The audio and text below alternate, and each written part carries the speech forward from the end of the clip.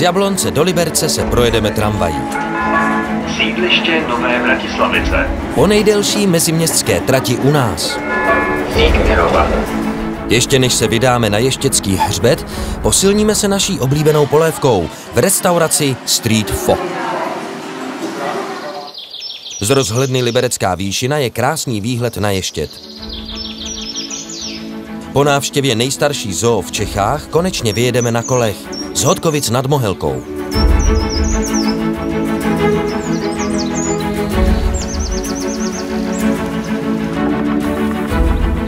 Obří sud na vrchu Javorník je vyhlášenou restaurací.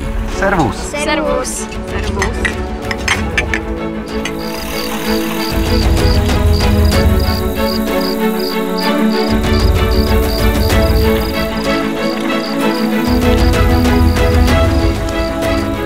Ze soukromé rozhledny Rašovka si prohlédneme hřebeny Jizerských hor a Krkonoš. Je vidět i rozhledna Štěpánka nad Příchovicemi. Tam jsme byli ve 23. dílu nazvaném Z Krkonoš do Jizerek. Po Rašovském a Hlubockém hřbetu teď budeme stoupat po Modré až do lyžařského střediska Pláně pod Ještědem. Z vyhlídky u bufetu u Šámalů máme Ralsko jako na dlani.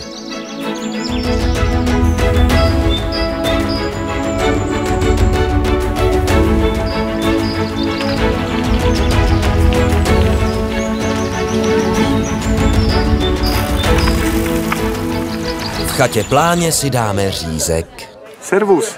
Servus. Servus.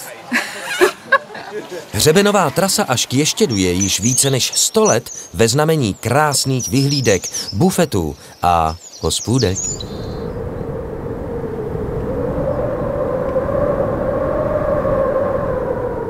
No a jak to na Ještědu často bývá, během pár chvil se změnil slunečný den v Sichraví a začalo pršet.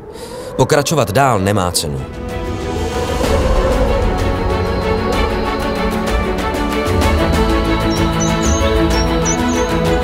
Druhý den už nám počasí přálo. V rámci zocelování děvčat jsme si vyšlápli na hřeben ještě jednou. Z křemencového skalního suku Skalka je hezká vyhlídka. A před námi se již tyčí rotační hyperboloid architekta Karla Hubáčka z roku 1973.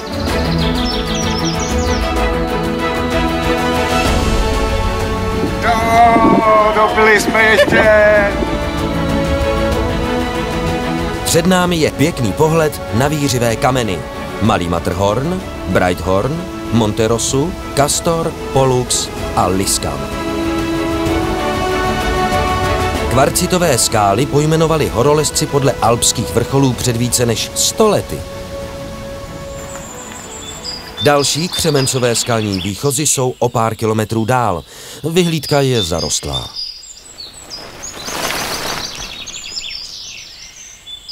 Ještědský hřbet není sopečného původu, jako například sousední Ralsko či Lužické hory, ale vznikl během alpinského vrásnění zdvihem podél Lužického zlomu.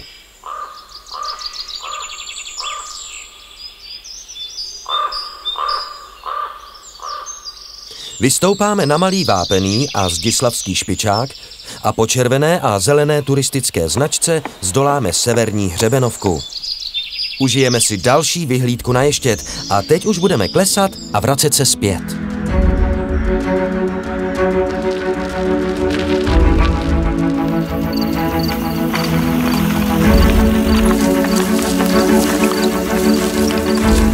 Jak už to bývá na našich výpravách, překvapila nás noc. Tak se sem vydáme ještě jednou a začneme transbordérem.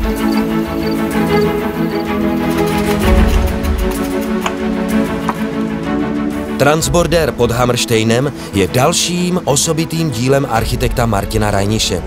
Přepravě začal sloužit 10.10. roku 2010 v 10 hodin a 10 minut.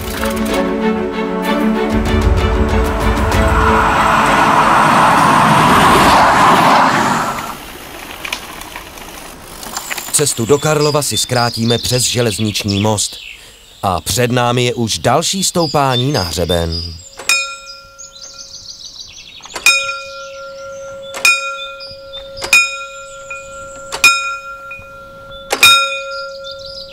Kde je ten vlák? My jsme tady neskysli a byli jsme tady ještě zítra. Zůstaneme tady čekat jako Kubánci. Jaký Kubánci?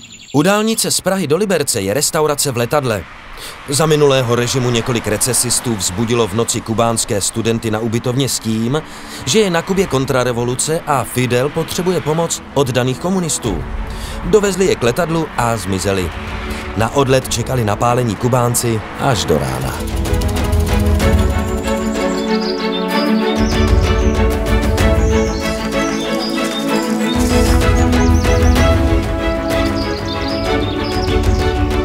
Při stoupání do sedla pod Ještědem projíždíme oborou v Karlovských Pučinách. Lesní studánka.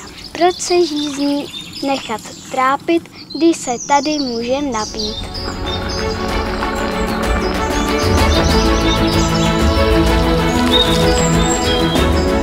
Tak holky, servus. Servus. Z Tetřevýho sedla teď pojedeme po Žluté. Červený kámen jsou další křemencové skály s krásnou vyhlídkou.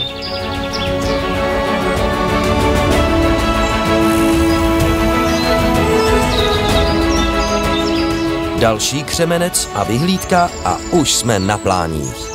Odtud vede super single track, ale protože už zase zapadá slunce, necháme si ho na příště.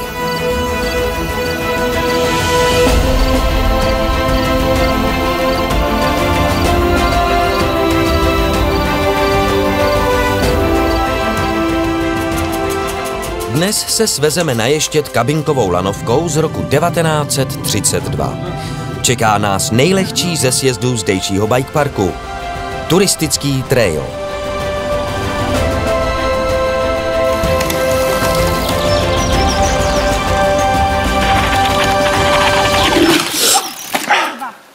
Tak to dáme ještě jednou, ne? Jo. Cestou nahoru sedačkovou lanovkou omrkneme, jak jezdí profíci.